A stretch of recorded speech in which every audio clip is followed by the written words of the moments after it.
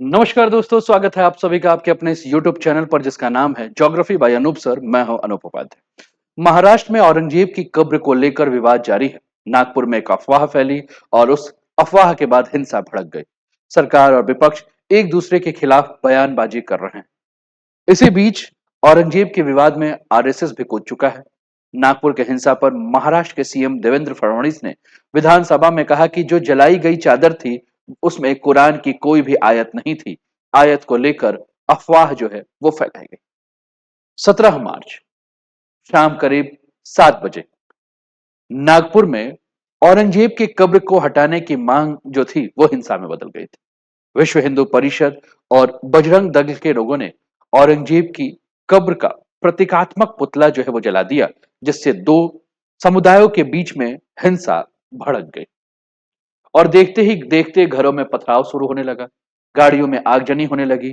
करीब 33 पुलिसकर्मी घायल हो गए, जिसमें 3 डीसीपी भी शामिल थे। आखिर दिल्ली के बादशाह की कब्र महाराष्ट्र में कैसे बनी? औरंगजेब ने अपनी मर्जी से कब्र क्यों बनवाई और अब उस जगह शौचालय बनाने की मांग क्यों की जा रही? मुगल बादशाह ने खुद अपने दफन के स्थान के चुनाव की थी और उसने वसीयत में कहा भी था कि खाली जगह पर मुझे दफनाना और मेरा सिर जो है वो हमेशा खुला रहना चाहिए। नमस्कार दोस्तों, स्वागत है आप सभी का आपके अपने इस चैनल पर। चैनल पर पहली बार है तो चैनल को सब्सक्राइब करके बेल आइकन दबा दीजिएगा कि यहाँ आने वाले हर वीडियो का नोटिफिकेशन आपको समय पर मिले। दोस्तों, आपके प्यार, विश्वास और सहयोग से ही ये चैनल धीरे धीरे करके एक एक संख्या बढ़ा रहा है। और अपना प्यार, विश्वास ऐसे ही बनाए रखिए और जल्दी इस चैनल को आप एक बड़ा चैनल बनाइए। आज जिस मुद्दे के ऊपर हम चर्चा कर रहे हैं वो है औरंगजेब के कब्र से लेकर, औरंगजेब आज तो नहीं है लेकिन औरंगजेब के नाम पर महाराष्ट्र में कई वर्षों से हिंसा जो है वो होती रहती है। वर्तमान में नागपुर का हिंसा हमें देखने को मिल रहा है। और औरंगजेब की कब्र के हटाने को लेकर विवाद कैसे है? क्या यह विवाद पहली बार हुआ है या पहले भी इस प्रकार के विवाद होते रहे हैं? ये सबसे पहला प्रश्न जो हम सभी के दिमाग में आया। दोस्तों, औरंगजेब इस समय सुर्खियों में क्यों है? तो दोस्तों, औरंगजेब सुर्खियों में है जब ये मूवी छावा आई। तो इस छावा के बाद अगर हम बात करें तो औरंगजेब के कब्र का मामला जो है वो हाईलाइट हो गया। औरंगजेब का कब्र का मामला जो है वो मीडिया में आना शुरू हो गया। 3 मार्च को जब महाराष्ट्र में सपा विधायक अबू आजमी ने कहा कि फिल्म छावा में बताई गई घटनाएं जो है वो गलत है और उन्होंने औरंगजेब का जो है वो तारीफ कर दिया।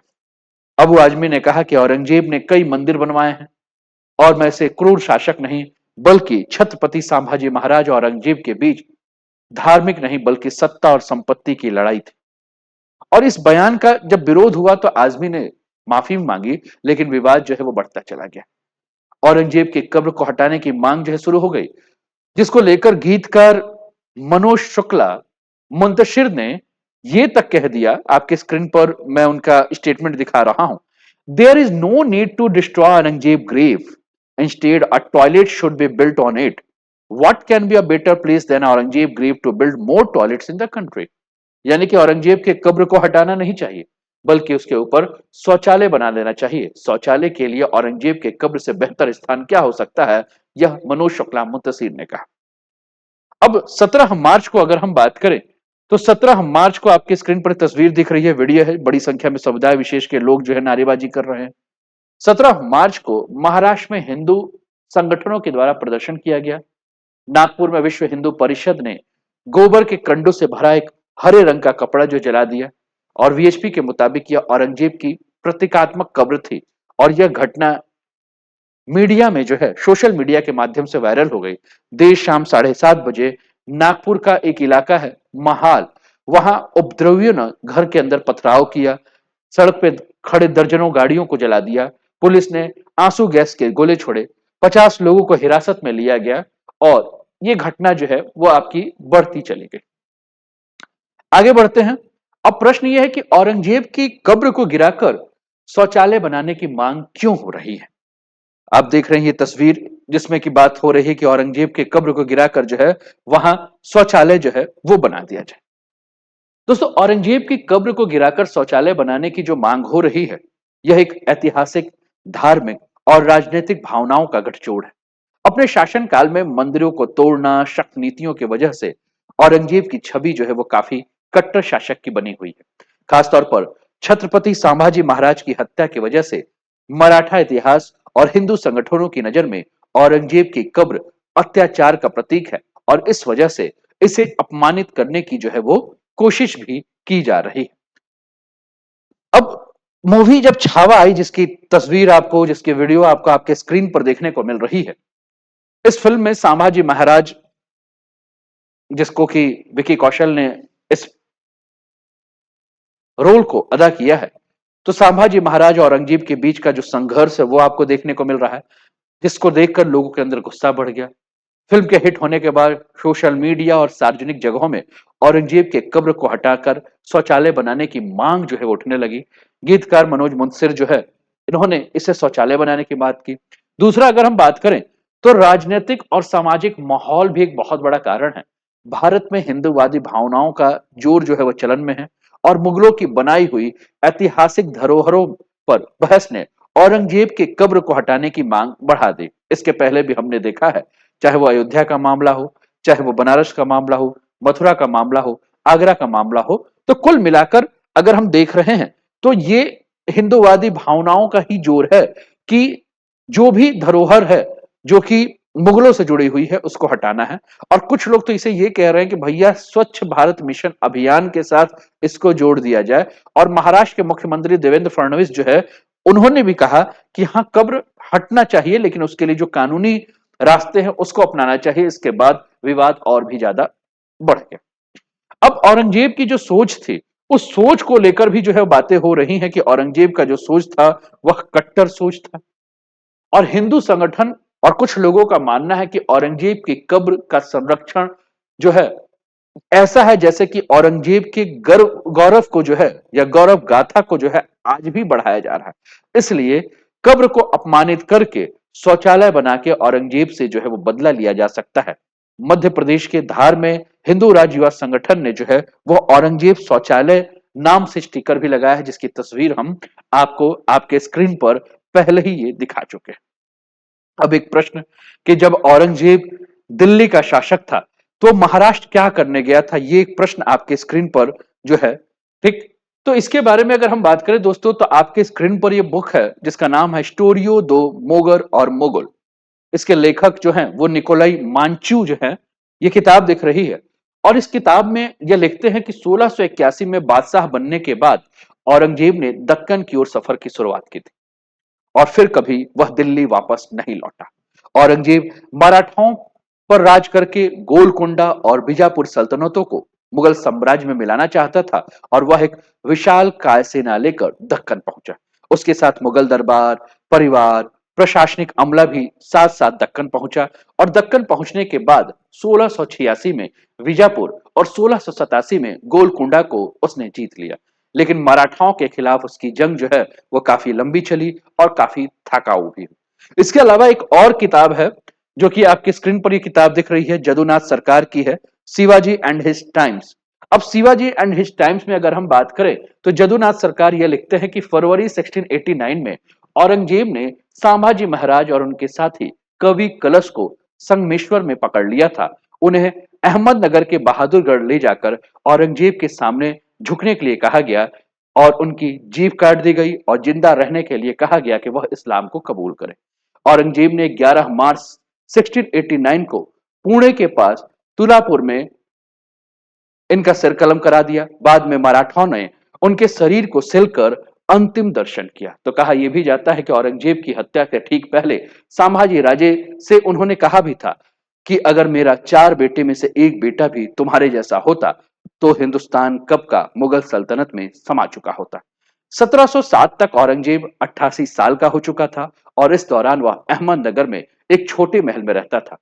20 फरवरी 1707 को औरंगजेब की मृत्यु हो गई, और उसकी मृत्यु स्वाभाविक मृत्यु के रूप में हुई। अब औरंगजेब अपने कब्र को लेकर क्या ख्वाहिश रखता था, इसको लेकर अगर हम बात करें, ये तस्वीर है आपके स्क्रीन पर, संभाजी महाराज का खत पढ़ता हुआ औरंगजेब, स्केच है जो कि आपके स्क्रीन पर देखने को मिल रहा है। ठीक। अब आपके स्क्रीन पर एक बुक नजर आ रही है जिसका नाम है मासीर ए आलमगीरी, जिसको लिखा है शाकिर मुस्तैद खान ने। तो औरंगजेब अपने कब्र को लेकर, जो कि आपके स्क्रीन पर ये औरंगजेब की कब्र भी नजर आ रही है, तो इस किताब के हिसाब से अगर हम बात करें तो इस किताब में लिखा यह गया है कि औरंगजेब की कब्र अन्य मुगल बादशाह के शानदार कब्र यानी कि ताजमहल जैसे इमारत से काफी जुदा बनाई गई। शाहजहां का बेटा था औरंगजेब, लेकिन एक अलग प्रकार का इसने शुरुआत किया था और ये चाहता था कि इसकी जो कब्र हो वो कच्ची हो और खुली हो, और इसको औरंगजेब ने अपने वसीयत में लिखा भी था। औरंगजेब ने अपने बेटे शहजादा आजम को एक चिट्ठी लिखी थी और आजम शाह को चिट्ठी में उसने लिखा था कि मेरे दफन करने का तरीका जो है वो ऐसा होना चाहिए कि जिस स्थान पर मुझे दफन किया जाए वो खुला स्थान होना चाहिए, मेरा सिर जो है खुले में रहना चाहिए, क्योंकि जब कोई गुनहगार नंगे सिर खुदा के पास जाता है तो उस पर खुदा के द्वारा रहम किया जाता है। मेरी लाश को साधारण सफेद खद्दर के कपड़ों में ढका जाए और कोई छतरी या शाही समारोह ना किया जाए, ना कोई गाजे बाजे और जुलूस को निकाला जाए। इसी किताब में यानी कि महासिर एल आलमगीरी में औरंगजेब ने के बारे में यह भी लिखा गया है कि वह अपने निजी खर्च से जो भी पैसा इकट्ठा हुआ था, जो वो टोपियां सिलकर करता था, उसी और या हाथ से कुरान शरीफ से जो भी उसने खर्च अपना इकट्ठा किए थे, उसी को कब्र बनाने में खर्च किया गया। मुआसिर आलमगीरी के हिसाब से अगर हम बात करें तो औरंगजेब ने खुलदाबाद को अपना कब्र के लिए स्थान चुना क्योंकि यह सूफी केंद्र था। औरंगजेब की इच्छा यह थी कि मौत के बाद उसके गुरु सूफी संत सैयद जैनुद्दीन के पास ही उसको दफनाया जाए, और औरंगजेब का मकबरा जो है वह केवल लकड़ी का बना हुआ मकबरा है, जिसको कि 1904-5 में लॉर्ड कर्जन इस मकबरे के चारों तरफ अगर हम बात करें तो संगमरमर जो है वो लॉर्ड कर्जन के द्वारा कराया गया है, और हाल ही में एएसआई ने जो है इसे संरक्षित करके राष्ट्रीय स्मारक घोषित किया है। लेकिन इसके अलावा एक सबसे अलग बात आपको क्या देखने को मिलेगी, आपकी स्क्रीन पर तस्वीर है औरंगजेब की कब्र, छत्रपति संभाजी नगर औरंगाबाद से करीब 25 किलोमीटर की दूरी पर यह कब्र देखने को मिलेगा। लेकिन इसके अलावा अगर हम बात करें दोस्तों, तो एक और जानकारी जो आपको देखने को मिलेगी, साहित्यकार वीजी खोबरेकर की किताब है मराठा कालखंड, उसके मुताबिक अगर हम बात करें तो 1689 में औरंगजेब ने संभाजी महाराज की हत्या के बाद उनके बेटे छत्रपति शिवाजी महाराज के पौत्र साहू महाराज को कैद कर लिया, और उस समय साहू महाराज की उम्र 7 साल थी। वे 18 साल की उम्र तक औरंगजेब के कैद में रहे थे। इसके अलावा मराठा कालखंड में यह भी लिखा गया है कि 1707 में औरंगजेब की मृत्यु के बाद उसके बेटे बहादुर शाह प्रथम ने साहू जी को रिहा कर दिया। साहू जी महाराष्ट्र लौटे, मराठा साम्राज्य के नेतृत्व के लिए अपनी चाची ताराबाई के साथ संघर्ष शुरू किया, और इस दौरान साहू जी महाराज ने खुलदाबाद में औरंगजेब के कब्र में जाकर वहां श्रद्धांजलि भी अर्पित की थी। तो कुल मिलाकर ये चीजें आपको देखने को मिल रहा है। छत्रपति साहू जी महाराज के औरंगजेब के कब्र पर जाने की असल वजह किसी को नहीं पता, इसका कोई ठोस दस्तावेज नहीं है। साहू महाराज श्रद्धा की वजह से कब्र पे गए थे या उनकी कोई रणनीति थी, इसका भी कोई भी पुख्ता प्रमाण नहीं है। आपके स्क्रीन पर एक तस्वीर दिख रही है, the social history of the Deccan. इसके राइटर है रिचर्ड एम एटन। अब इस किताब में यह लिखते हैं कि मराठाओं में मुगल स्मारकों के लिए सम्मानजनक रवैया था। साहू जी महाराज का यह कदम मराठा नीति को दर्शाता है, जिसमें दुश्मनी के बावजूद सांस्कृतिक और राजनीतिक भावनाओं को सम्मान करना जरूरी था। अब फिर प्रश्न ये उठ रहा है कि आप अपने स्क्रीन पर देखिए, छत्रपति साहू जी महाराज का स्क्रीन स्केच है जो कि पौत्र थे शिवाजी महाराज के। ठीक। अब 1980 के दशक में महाराष्ट्र की पूरी राजनीति जो है वो बदल रही है, क्योंकि 1980 के दशक में बाला साहब ठाकरे महाराष्ट्र के राजनीति में आ चुके थे, और औरंगजेब के नाम पर राजनीतिक विवाद जो है वो 1980 के दशक में शुरू हो जाता है, जब शिवसेना प्रमुख बाला साहब ठाकरे औरंगजेब के खिलाफ बयान देना शुरू करते हैं, क्योंकि उनका मकसद यही था कि महाराष्ट्र में औरंगजेब के खिलाफ जो है वो माहौल तैयार किया जाए, हिंदू ध्रुवीकरण किया जाए,